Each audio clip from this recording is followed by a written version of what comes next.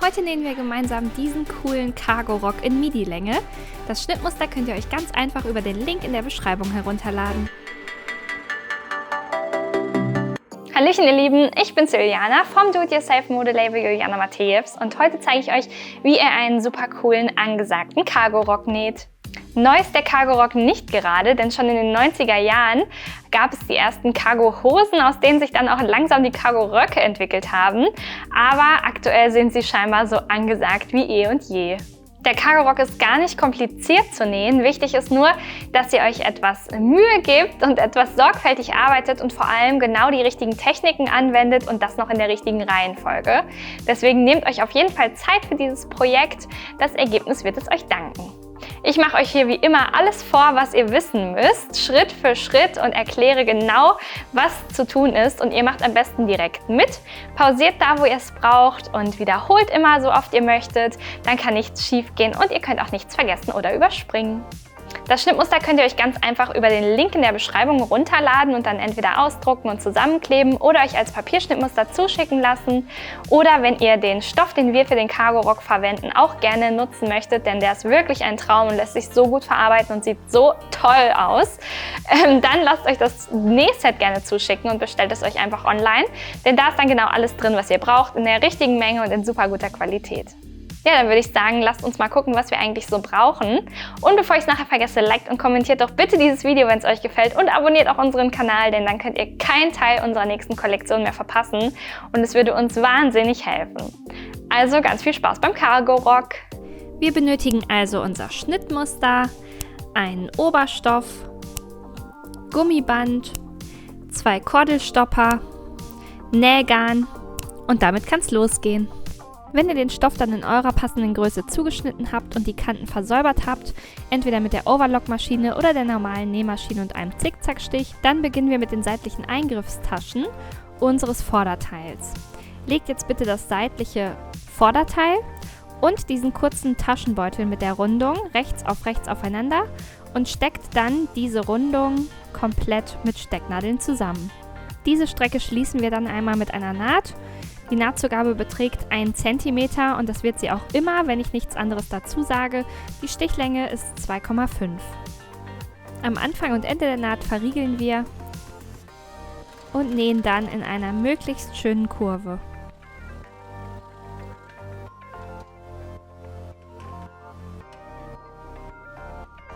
Wenn wir diese Naht bei beiden Seiten des Rocks beendet haben, dann möchten wir bügeln. Um diese Naht aber bügeln zu können, schneiden wir jetzt mit unserer Schere die Nahtzugaben ein, und zwar bis kurz vor die Nahtzugabe. Entlang der ganzen Rundung schneiden wir immer im 90-Grad-Winkel zu unserer Kante vom Stoff ein und kürzen die Nahtzugabe anschließend auf die Hälfte. So sieht das Ganze dann aus. Dann wenden wir das Teil an der Naht, sodass wir von der rechten Stoffseite darauf schauen und bügeln über die gerade gefertigte Rundung, so dass sich die Kante sehr schön scharf legt und die Naht auch eher zur Richtung der Tasche zeigt als nach vorne. Also wir möchten von hier nichts mehr von der Naht sehen. Wenn das so aussieht, dann steppen wir einmal diesen Bogen von der rechten Stoffseite aus ab. Für eine sportliche Optik machen wir das Ganze in 2 Schritten mit 2 Nähten. Die erste Naht nähen wir ganz knapp neben der Kante. Nur so 1-2 mm sind jetzt zwischen der Naht und der umgeschlagenen Kante Platz. Und anschließend machen wir das Ganze noch einmal und steppen die gleiche Kante noch ein zweites Mal ab, aber füßchenbreit entfernt von der Kante. Macht es jetzt bitte ebenfalls bei beiden Tascheneingriffen. Dann können wir uns die Taschenspiegel dazu nehmen und ihn mit der rechten Seite nach oben vor uns hinlegen.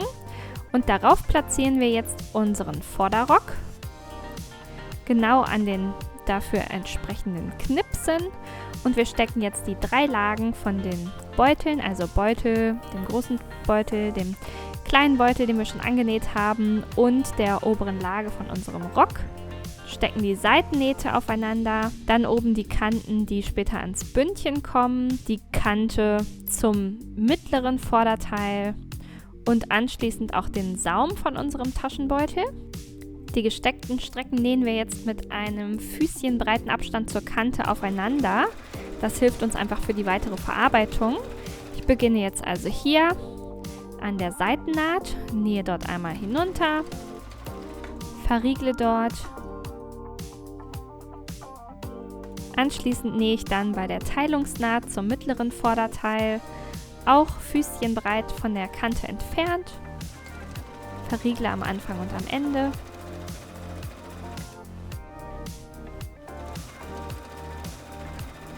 Nähe jetzt bis zur oberen Ecke, lasse meine Nadel stecken und drehe dann einmal meinen Rock in die nächste Richtung und schließe hier auch noch diese kleine Strecke an der oberen Kante und verriegel dann dort. Als letztes mache ich dann noch die Gerade, die dann auch später von der rechten Seite sichtbar ist. Deswegen macht diese Strecke möglichst ordentlich. Und auch die nähe ich mit einem Abstand von einer Füßchenbreite entfernt auf dem Taschenbeutel, den wir schon aufgenäht haben, und verbinde damit die Lagen.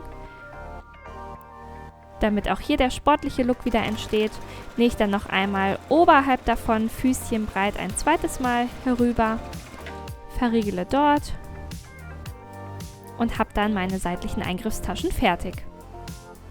Dann fügen wir das seitliche Vorderteil und das mittlere Vorderteil zusammen und legen diese dafür rechts aufeinander und stecken dann einmal die Strecke von oben der Kante, die später zum Bündchen wird, bis hinunter zum Saum aufeinander und verteilen den Stoff gleichmäßig.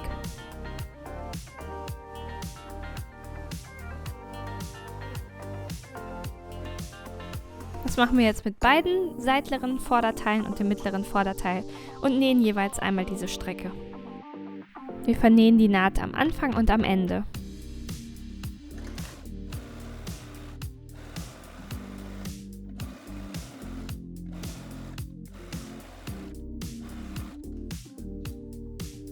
Bügelt die Nahtzugaben dann bitte einmal in Richtung des mittleren Vorderteils und steppt die Nahtzugaben dann auch einmal in diese Richtung. Erst einmal knappkantig auf dem mittleren Vorderteil, knappkantig zu unserer Naht, die wir gerade genäht haben, und anschließend noch einmal füßchenbreit davon entfernt.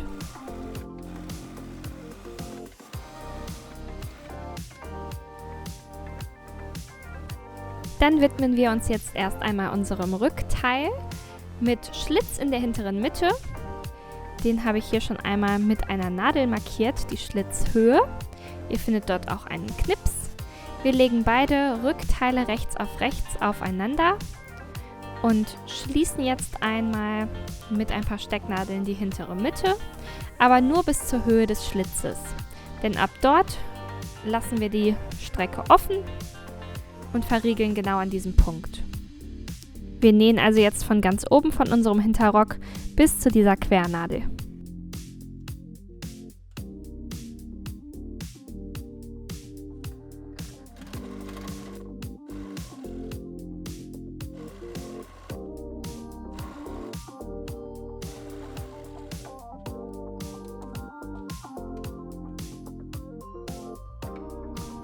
Die Nahtzugaben in der hinteren Mitte bügeln wir jetzt erst einmal platt von der linken Seite aus und dann schön auseinander. Und die Nahtzugaben bei unserem Schlitz, wo wir jetzt die Naht eben nicht geschlossen haben, die bügeln wir auch einmal 1 cm zur linken Seite umgeschlagen. Und das auf beiden Seiten des Schlitzes. Die hintere Mitte steppen wir dann von rechts ab, und zwar füßchenbreit von der hinteren Mitte der Naht, die wir gerade gefertigt haben, entfernt. Und ab dem Schlitz nähen wir einfach weiter, und zwar ebenfalls in einem Verlauf von der Naht, die wir gerade genäht haben, herunter bis zum Saum und befestigen damit die umgeschlagene und umgebügelte Nahtzugabe von gerade. Den Saum falten wir dann kurz vor Ende direkt um unsere Nahtzugabe um, und zwar klappen wir dafür einmal die Nahtzugabe der hinteren Mitte wieder auf, falten dann den Saum um die Saumnahtzugabe um, falten dann die hintere Mitte Nahtzugabe wieder ein, wie wir sie eben gebügelt haben, legen uns das Ganze dann so hin und steppen sie dann gleich einmal mit fest, sodass der Saum hier in der hinteren Mitte dann schon einmal befestigt ist.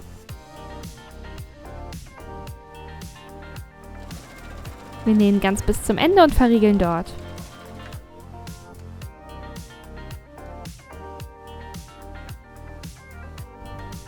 Jetzt, wo wir das Rückteil fertiggestellt haben, können wir dann unser seitliches Rückteil mit unserem mittleren Rückteil verbinden und auch da legen wir die Teilungsnähte wieder rechts aufeinander und stecken sie oben von der Kante bis hinunter zum Saum aufeinander. Das machen wir mit beiden Rückteilen von unserem Rock auf beiden Seiten und nähen dann hier einmal gerade hinunter.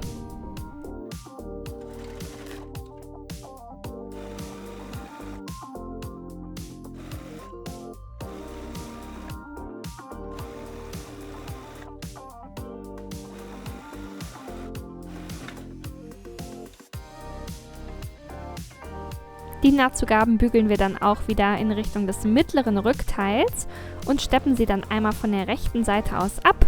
Erst knappkantig neben der Naht und dann noch einmal füßchenbreit.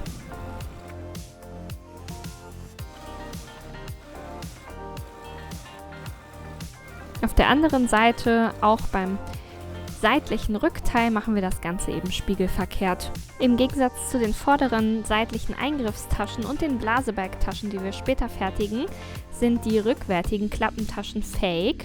Ganz einfach aus dem Grund, damit die nicht so stark auf dem Po auftragen. Die Klappen fertigen wir aber dennoch und nähen sie gleich auch noch auf. Legt die Klappenteile also einmal rechts aufeinander und steckt die lange runde Seite aufeinander. Die steppen wir dann gleich einmal ab.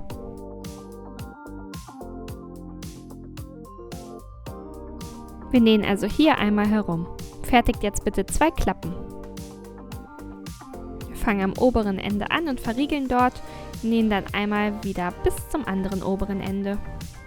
Probiert möglichst symmetrische Rundungen auf der rechten und linken Seite eurer Klappe zu bekommen, dann wird es am schönsten. Hier haben wir auch wieder eine Rundung, die wir verstürzen möchten. Deshalb können wir jetzt hier auch wieder mit der Schere in die Nahtzugaben einschneiden und anschließend kürzen wir die Nahtzugaben dann auch hier wieder auf die Hälfte. Dann können wir das Teil wenden. Wenn die Klappe dann umgedreht ist, dann können wir einmal scharf über die Kante bügeln und schauen, dass hier kein Stoff versteckt oder verschluckt bleibt und beide Kurven möglichst schön ausgeformt sind. Die Klappen steppen wir dann auch wieder ab, einmal knappkantig von der Kante entfernt und einmal füßchenbreit von der Kante entfernt. Positioniert dann euer zugeschnittenes Klettband auf eurer Klappe und steppt dann einmal erst in einem Rechteck drumherum, immer knappkantig von der Seite des Klettbands entfernt und am Ende steppt noch ein X quer darüber. So sieht es dann von der rechten Seite auch sehr sportlich aus und es ist auch ringsherum befestigt. Auf der Klappe befestigen wir übrigens die harte Seite und auf dem Rock selbst die weiche Seite des Klettbands. Befestigt sie dort ebenfalls mit einem Quadrat und dann einem X in der Mitte und anschließend könnt ihr dann eure vorbereitete Klappe einmal genau dort positionieren, sodass das Klettband, wenn ihr die Klappe umklappt, genau aufeinander liegt und sie dann dort einmal feststecken.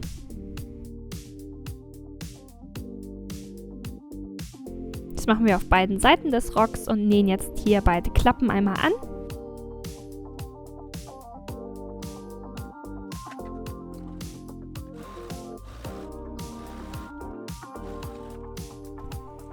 Wenn ihr die Klappen dann schließt, bügelt gerne einmal darüber, sodass sie sich schön nach unten legen und so sehen sie dann im geschlossenen Zustand aus.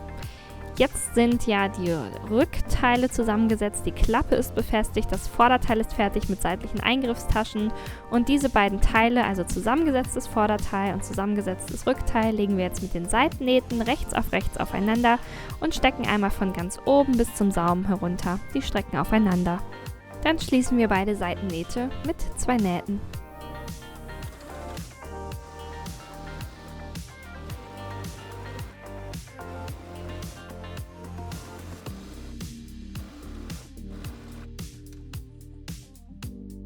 Die Nahtzugaben legen wir dann und bügeln wir auch in Richtung des Rückteils. Und dann steppen wir sie auch noch einmal fest in Richtung des Rückteils. Erst einmal knappkantig auf dem Rückteil von unserer Seitennaht entfernt und danach noch einmal füßchenbreit.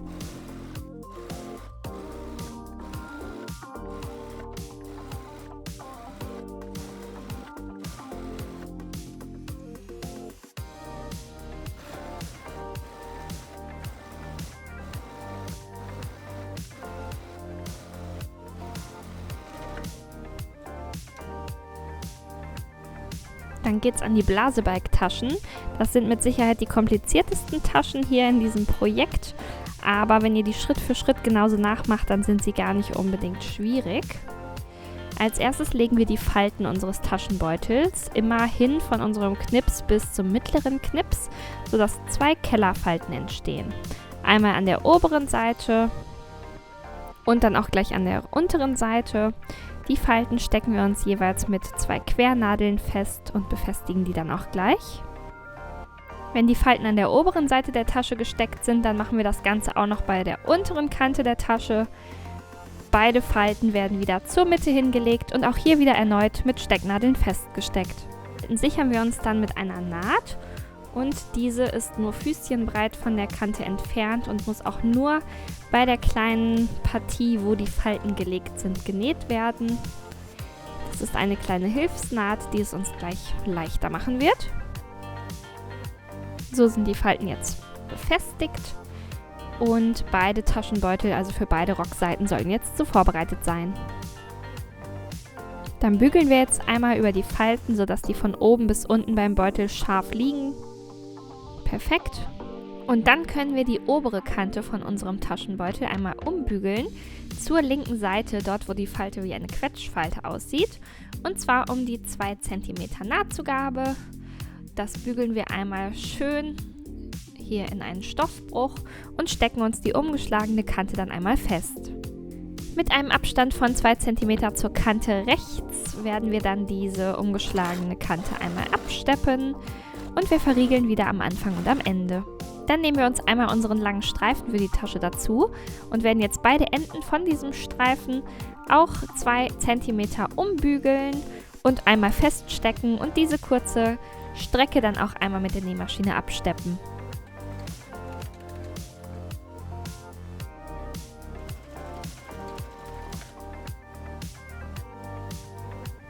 Den vorbereiteten Streifen legen wir dann einmal rechts auf rechts um unsere runde Kante, die wir versäubert haben, vom Taschenbeutel herum und stecken dann die Kanten auch genau aufeinander. Das machen wir einmal ringsherum. Bis zur anderen Seite oben, wo wir ja eben schon diesen Stoffbruch genäht haben. Und dann nähen wir in so einer U-Form einmal komplett hier herum.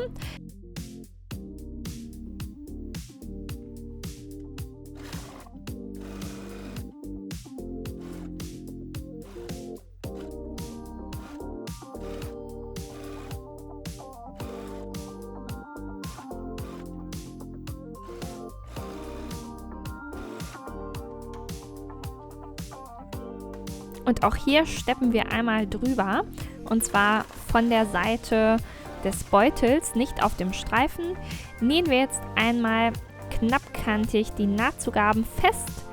Die Nahtzugaben sind also auch gerade in Richtung des Taschenbeutels gelegt. Dann wiederholen wir das Ganze und steppen die Nahtzugaben auch noch einmal in einer füßchenbreiten Entfernung fest.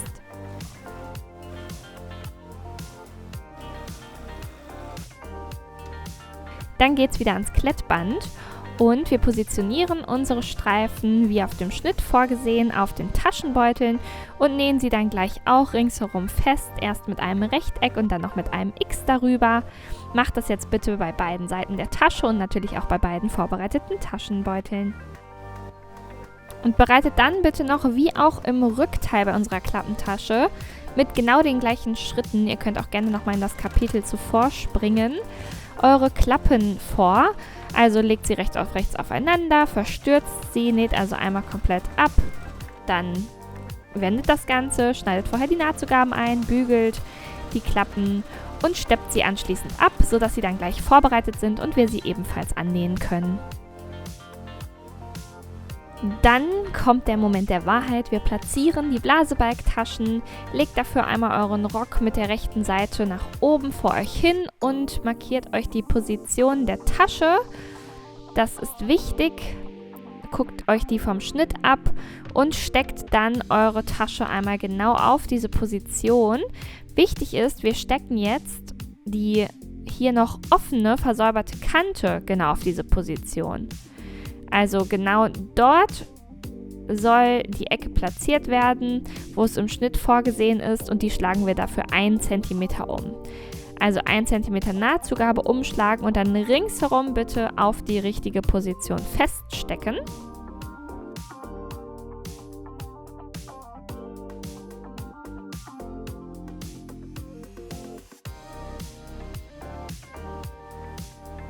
Nehmt euch dazu gerne Zeit, denn es ist wichtig, dass ihr die Position sehr genau markiert. Und die umgefaltete Kante, die wir jetzt gerade feststecken, die sollte dann nämlich genau unter der oberen Lage liegen von dem Taschenbeutel. Denn den falten wir gleich bei der kleinen Streifenstrecke um und legen ihn dann genau mit der Kante darauf. Guckt also, dass da nichts verzogen ist. Und dann steppen wir einmal knappkantig ringsherum um diese Tasche.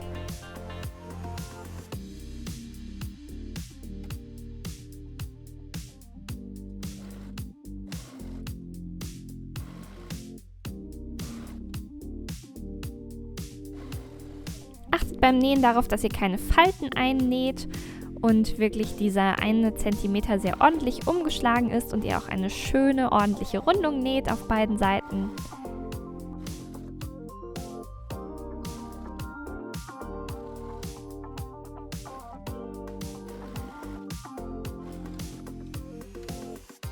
Wenn die Taschen dann befestigt sind, dann können wir bei der oberen Seite der Tasche unseren Streifen einmal in der Hälfte falten, sodass jetzt wirklich die obere Lage des Taschenbeutels genau abschließt mit der umgefalteten Kante.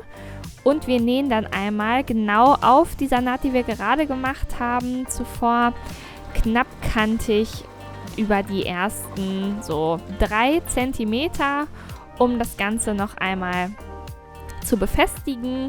Und damit sie da oben nicht aufsteht, sondern geschlossen ist die Falte. Und das machen wir dann bei beiden Seiten. Wie im Rückteil auch werden wir dann unsere Klappe als nächstes annähen. Die legen wir einmal rechts auf die dafür vorgesehene Position, sodass sie beim Umfalten genau mit dem Klettband schließt. Und stecken sie einmal von rechts nach links komplett fest und nähen sie dann anschließend auch an.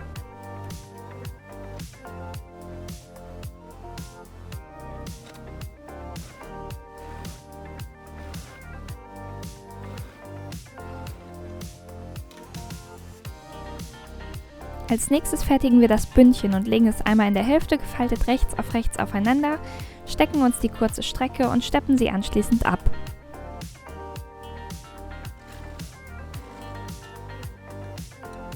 Die Nahtzugaben bügeln wir dann auseinander.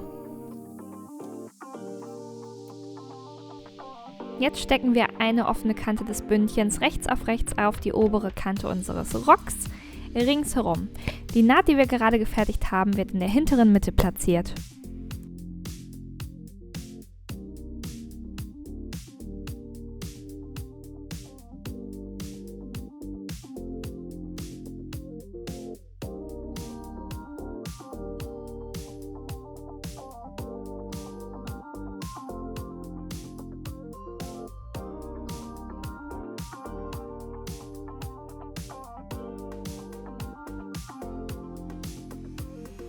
Und dann nähen wir genau einmal im Kreis.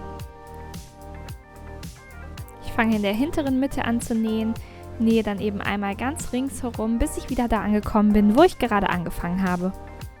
Wenn ihr über die verschiedenen Nahtzugaben näht, dann achtet darauf, dass die immer noch so liegen, wie ihr sie zuvor gebügelt habt und auch festgesteppt habt, und näht keine Falten ein.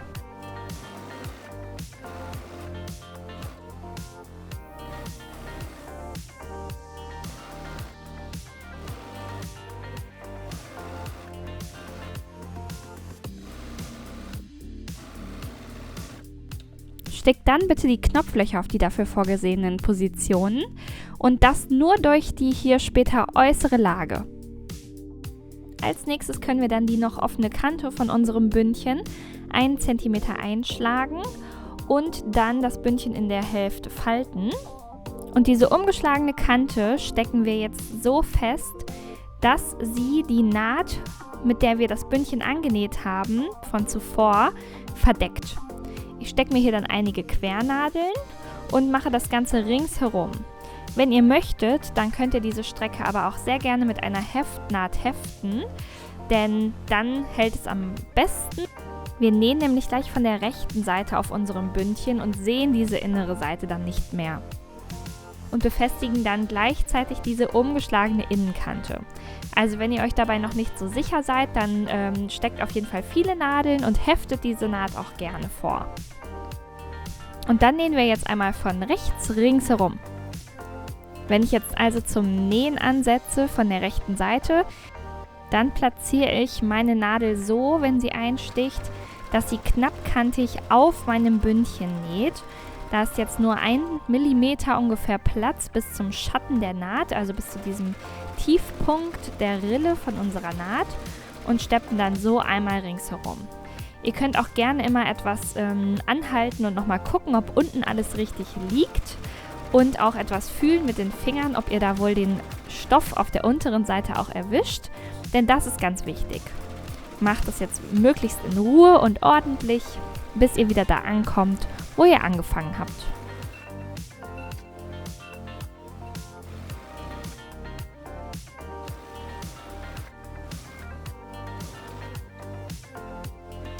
Stickt dann bitte beide Knopflöcher bei den dafür vorgesehenen Markierungen und schneidet sie anschließend auf. Dann nehmen wir uns einmal unsere Kordelstopper und unser Gummiband dazu und drücken den Kordelstopper so, dass er aufgeht und wir das Gummi einfädeln können, einmal von vorne nach hinten und dann anschließend noch einmal in die andere Richtung zurück, so dass wir jetzt hier vorne eine Schlaufe haben. Und fädelt dann einmal mit einer Sicherheitsnadel das Ende vom Gummiband auf, genauso das zweite Ende noch darüber und schließt die Sicherheitsnadel dann. Dann nehmen wir die Sicherheitsnadel und fädeln sie durch unser erstes Knopfloch ein, hier auf der linken Seite und schieben das Ganze dann so lange durch, bis wir auf der anderen Seite bei unserem Knopfloch dann wieder herauskommen.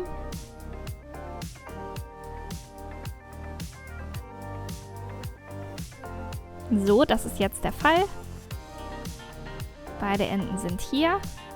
Zieht euch das ruhig ein ganzes Stückchen raus, nicht, dass uns die beiden Enden verloren gehen, wenn wir die Sicherheitsnadel jetzt entfernen.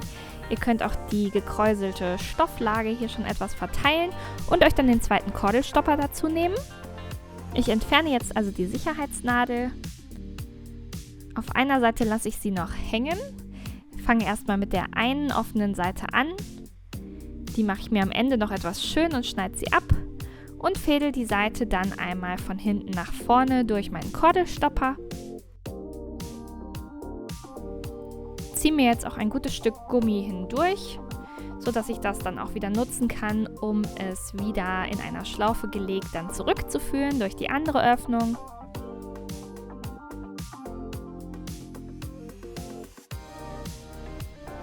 Dann brauche ich auch hier wieder ein bisschen Strecke vom Gummi und verbinde dann dieses Ende mit dem Ende, das noch auf meiner Sicherheitsnadel ist. Also zieht euch genug Gummi raus und verbindet die dann mit so ein paar Knoten. Lieber ein paar mehr als weniger, also mindestens 2-3 Knoten, denn wir möchten auf keinen Fall, dass sich das löst. Das verschwindet dann gleich im Inneren unseres Bündchens, also macht hier ein paar richtig starke Knoten. Dann ist das eigentlich fertig und wir müssen jetzt nur noch das Ende mit diesen nicht so schön aussehenden Knoten in unserem Bündchen verstauen. Also zieht an eurem Gummiband und holt auch auf der anderen Seite Gummiband hervor, bis dieser Knoten dann im Inneren des Bündchens verschwindet. Dann fehlt nur noch der Saum.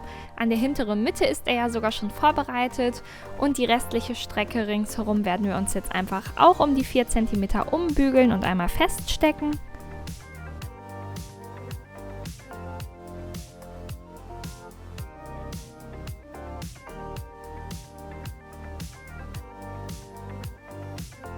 Und dann nähen wir einmal von der einen Schlitzseite bis zur anderen. Wir nähen von der linken Seite aus im Abstand von 4 cm zur Kante, vernähen am Anfang und am Ende. Wir nähern uns dem Ende, das ist eure letzte Naht. Lasst es uns unbedingt in den Kommentaren wissen, wie es euch mit diesem Nähprojekt ergangen ist, denn es war ja doch etwas umfangreicher. Ich hoffe, es hat aber gut geklappt bei euch und ihr habt ganz viel Freude bei eurem Cargo-Rock gehabt. Ja, das war's mit dem Cargo-Rock für heute.